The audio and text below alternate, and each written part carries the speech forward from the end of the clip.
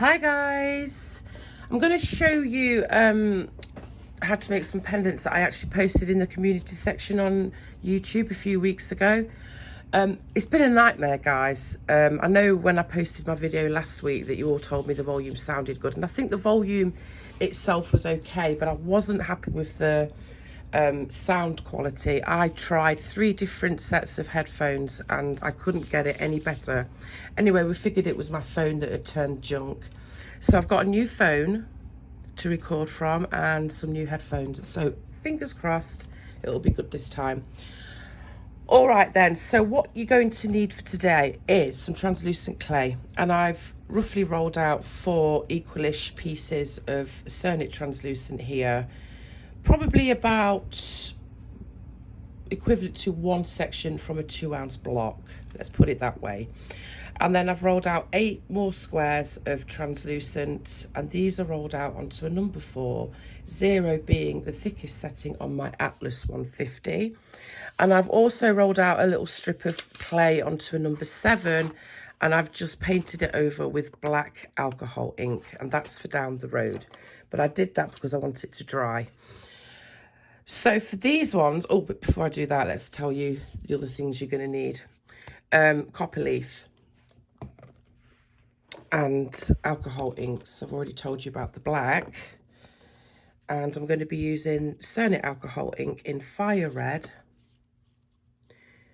lime green, ruby red, and rust. And I'm also going to be using this holographic glitter. I've got a whole set of them in different colours and they're listed in my Amazon shop. And I'm using the ruby. And I'm also going to be using mokume Granite imprints today. Now, I've got 3 out. I'm probably not going to use all 3, but these 2 were from Debbie in Aussie Craft Cutters. I'll leave a link for her store. And this one was from Oh Joy Creations. So any flower imprint will do, and if it's easy for you to order from Australia, then there's the link for that. I'm also going to be using these, and this is Born Pretty metal painting gel, and it's used for nail art. And I don't have a lot of this left actually, because I kept using it because I love it so much, but that's what it looks like. So we're going to be using some of that, and also this one is the same thing, it's just a different company. Shinine, I don't know how you say it. And this one's like a rose gold colour. And these need to be cured under a UV light. So there's that one. And I'll leave those in my Amazon storefront as well. And the other thing, a new to me product, are these gorgeous UV colourful resins from a company called Lightwish. They kindly sent me these and asked if I would use them in a video. So that's what I'm going to do. I have used a few of the colours. And I tell you what, guys, and I'm not just saying this, honest, they're really nice. They pour nice and thick so they don't dribble everywhere. And when I used this one in particular, this majestic eggplant one, it looked like porcelain when it was cured. And they come in all these different colours. So there's red, that one that I just showed you, a blue, a grey, pink, tender green, white, and purple, which I've not even tried the purple yet. I'm quite surprised at myself. But I think today I'm going to go with that majestic eggplant and possibly the red. Or I might go grey. I don't know yet. I've not decided. But they're really nice. So I'll leave links. I think there's like 4 or 5 different links for them, depending on which country you're in. And if you happen to live in US, there will be a code next to the US link to get 20% discount. So that's really cool as well. The other thing they sent me were these pearlescent alcohol inks that mix in with just regular resin. I'm not going to be using these today. I'm going to be using these in another video, but I just thought I'd show you. And they're very, very pretty. Loads of different colours in there, and they're pearlescent. And you could just mix those with regular UV resin. All right, so let's get cracking then. I'm just going to make myself some room. think I've mentioned everything, hopefully. Whoops. Right, so I've got my little 8 squares rolled out here, but now we need to colour each of these 4 pieces of translucent clay with the alcohol inks. And I'm literally just dropping a few drops on there of each of those 4 colours that I showed you. 1, 2, 3. I'm going to paint it over the top like this, or use your finger. So there's going to be the 2 reds, the rust and the green, and I'm going to do the same on these other 3 pieces. Let it dry and then pass them through the pasta machine to thoroughly mix that colour into the clay. I let that dry then and mixed each of the colours into each of those bits of clay, and then I rolled it out onto a number 5 setting on my pasta machine and then cut them into little squares like this. I've got 4 of each colour. All right, so we're just going to do a traditional mokume gani stack, but I need to make a little bit of room.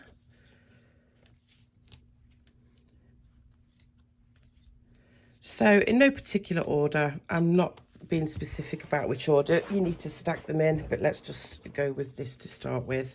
So I'm going to go with this green, and then I'm going to top it with some trans. Grab my copper leaf and plop that on the top of the trans square, like so. There was a little bit of silver in that one.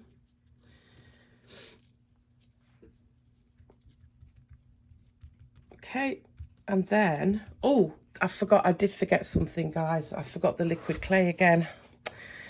Let me just grab that. Yeah, I've taken to applying a little bit of liquid clay when I'm using surface techniques like this, because metal leaf and glitters and mica powders, things like that, cause the clay not to stick that great. So I like to do that just to make it stick better. All right, so the copper leaf, and then I'm just going to grab some of the other colours and stack those. And then I'm going to get that glitter and just sprinkle a little bit on top of there and give that a little rub in. I'm going to add a little bit of liquid clay again, another piece of trans, and so on and so forth. I'm going to keep doing that, alternating between the glitter and the copper leaf with the colours and the translucent until all those squares are used up. I've got my little stack together then like this. There's a lot of sparkly goodness in that. Just try and get it off the tile. And I'm just going to push it together a little bit, make sure it's stuck together.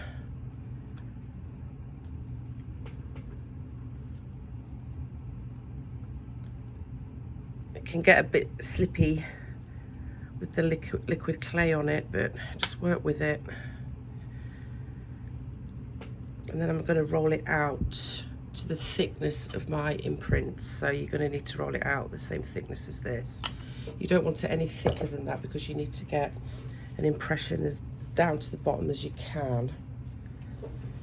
Okay, so I'm going to roll this out. It's extra slippy today. Making a dog's dinner of this, aren't I? Try again. I'm going to roll this out into a longer block or slab, whatever you want to call it.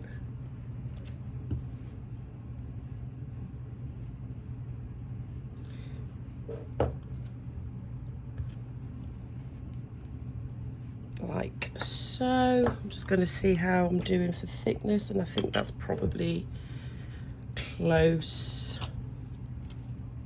Oops. I'm not going to cut it and stack it, restack it. I'm leaving it as is.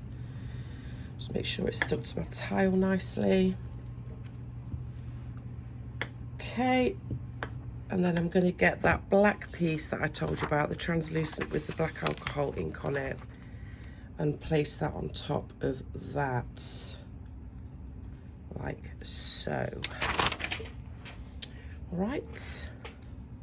I'm just going to give that a little roll just to make sure it's on there good. And let's grab these mokume imprints. I need to decide which ones I'm going to use. I don't think I'll use this one today, but I'll use these two. So this one was from Oh Joy Creations, and this one was from Aussie Craft Cutters with Debbie. Like I say, they both have a lot of this kind of thing in stock, so any kind of flower imprint will do for this. All right, but I always like to give mine a quick wipe with a wet wipe just to give it a bit of lubrication. And I'm just going to push into the stack as far down as I can get it. So you need some firm pressure on that, and then fingers crossed it doesn't pull the clay back out with it, because sometimes they can do that. So I'm just kind of wiggling it out. There's a little bit there, but that's not too bad. And then the same with this one. Just give it a quick wet and place it on the slab, and again push down.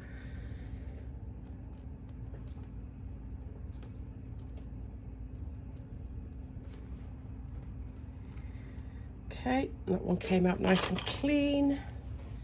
And I'm going to roll this back so it closes that pattern up.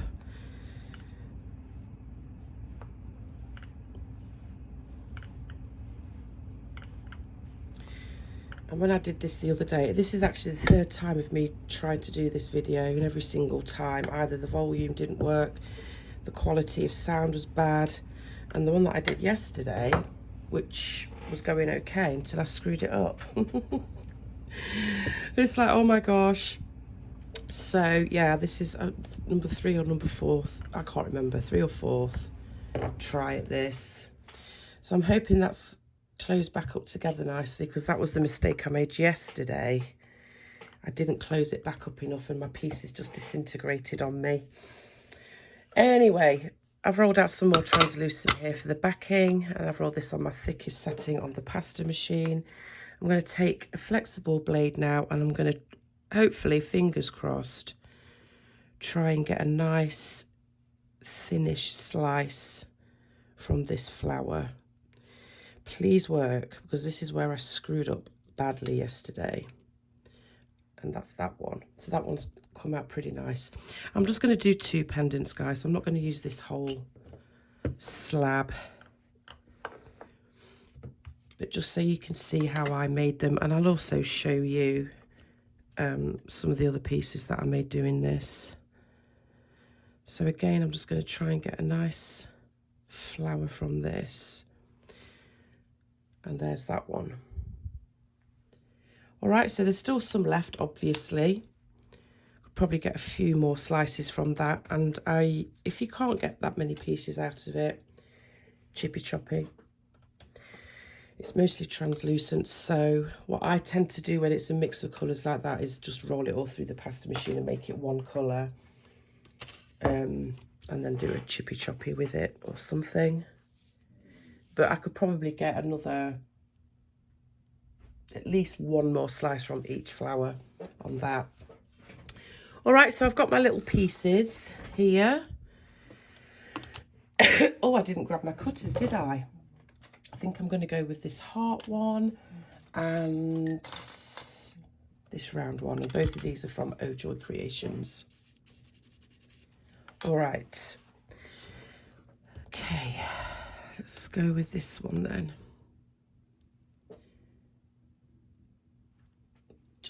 Oops, just getting some of those little crumbly edges off there. And I'm going to pop that on there like so.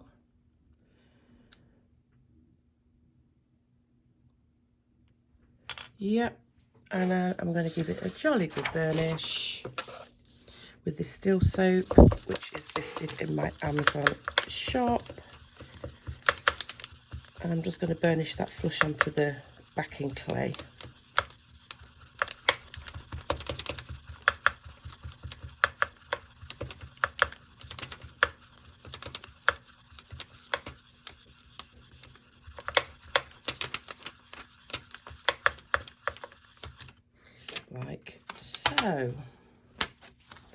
So there's that one.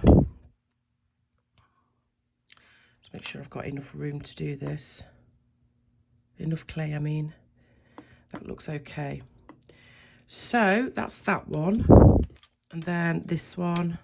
I think I'll take that one this way. Pop that there. Just make sure that's going to work. Yep. And another jolly good burnish. Oops. Every time I do this, I always think of that nursery rhyme, Rubber Dub Dub, 3 men in a tub. Do you remember that, guys? Rubber Dub Dub, 3 men in a tub. And I don't remember the rest of it. It's been years since I've heard it. But I always think of that when I do this. Okay, so they're on there pretty nice. So it's just a question of cutting them out now and then baking them. And then once they're baked, we can move on to the next step. And I'm looking for my acrylic block. Just cut these out.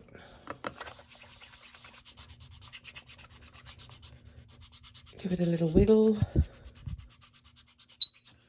Make sure it goes through all the way. And then the round one. And as you can see, I'm leaving a little bit of translucent showing on the other side of the pendant. And you'll see why in the next step. All right, guys, so I'm going to go and put these in the oven. I'm going to bake them for an hour at Cernit's recommended temperature. Not too worried about the rough edges because they're going to get sanded, but I will give them a little bit of a tidy up. I'm getting all cluttered again, guys. There's stuff everywhere. I cannot wait to get in my new craft room, but it's kind of been put on hold the last couple of weeks. My husband's just so busy with work. So I was hoping it would be done before Christmas, but it's not looking that way. So I'm trying my hardest to be patient, but I am getting a bit tired of being cramped up in this little corner of the basement. I've got so much stuff and not enough space, so I'm just really squashed in. Anyway, I'm not complaining, I'm just stating. I'm not, you know, mad at him or anything. He's done a fantastic job so far, so I just want to be a little patient for a little longer. Okay, so I'm just wiping these down with some isopropyl alcohol and a wipe, like so, just to make them look nice and clean. And there's a little bit of something stuck on there, but you're probably not going to see that by the time I've finished with it. All right, guys, so they're the basic pendants as of now. I'm going to go and bake these for an hour, and I will be back. These are out of the oven then, guys, ready for the next step. And I think they came out really nice, actually. I love that one. But what I'm going to do now is take a couple of those resins that I told you about. And I am going to go with this Majestic Eggplant and it's Red Orange. They're the two that I'm going to go with. All right, so I'm just going to place them on a tile with some tape, sticky side up, so it doesn't move around while I'm using it. I'm going to grab a silicone brush. Let's go with this one. And you can see how nice these are, especially when they're cured, and they're very easy to use.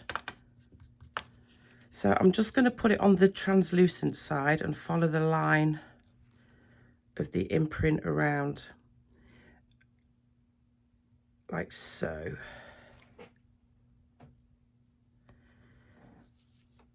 And I'm just going to push it up to the edge of that flower. And you can see it's nice and thick. It doesn't dribble everywhere. Obviously, if you did use too much of it, it might do, but they're just very nice. I really like them. And like I say, if you're in USA, you can get 20% off your first order, well, your order. And there'll be a code that you can use next to the link that I'm going to provide. and also a link for their website as well, Lightwish.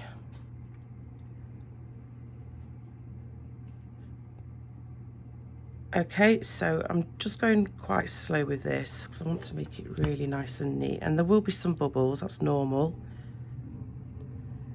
And what I tend to do is just let these sit for a few minutes and then run over them with a lighter to get any air bubbles out. Okay, so that's the eggplant one. Okay, I'm just gonna smush it around with this little silicone brush, just make sure it's right to the edges.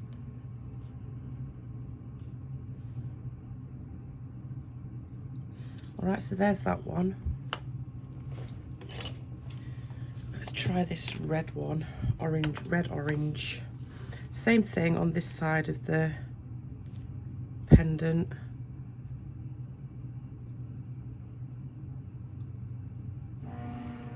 I'm just going to use my brush for this one, silicone brush, and just take it up to the edge of that flower.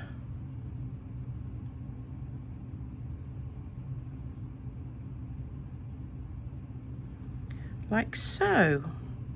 All right, so I'm going to let these sit for probably 2 or 3 minutes, make sure the air bubbles have risen to the surface, and then pop them with a lighter. I can see a couple there.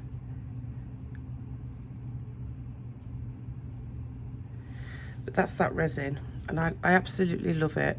It's very easy to use. So there we go. All right, so I'm going to let them sit, and then I'll just quickly go over with a lighter like this just to get any air bubbles out, and then I'm going to cure it under the UV lamp. It does tell you for how long, but I can't really see that well. But I have found, what does it say?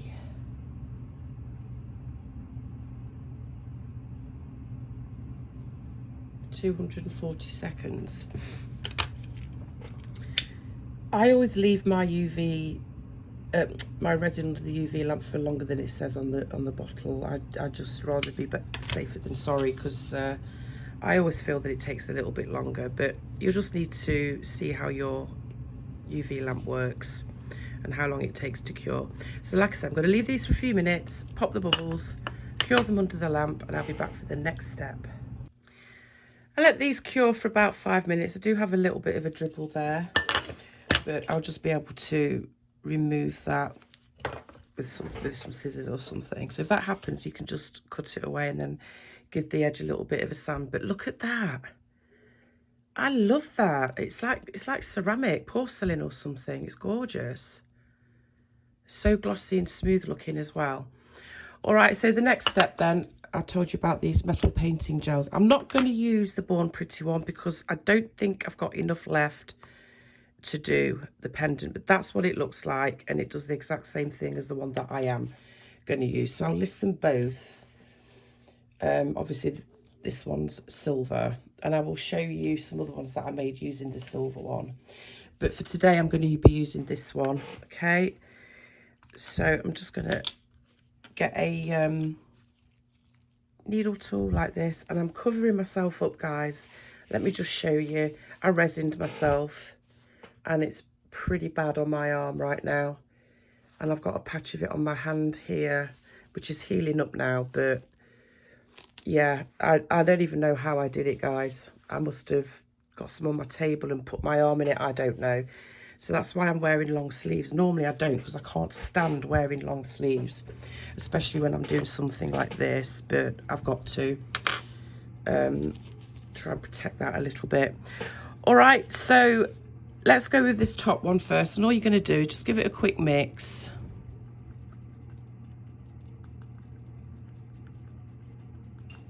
Like so. And I'm just going to keep dipping my needle tool in this, and I'm just going to trace around the mokume gani flower. So I'm just going to start in the center and just kind of follow the lines that you can see. So quite a bit of it is going to get covered up, but it's really good as a guideline for where you're going to draw on those lines. And there's some petals here.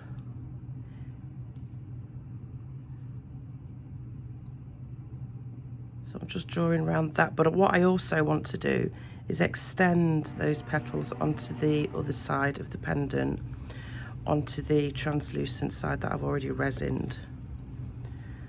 Okay.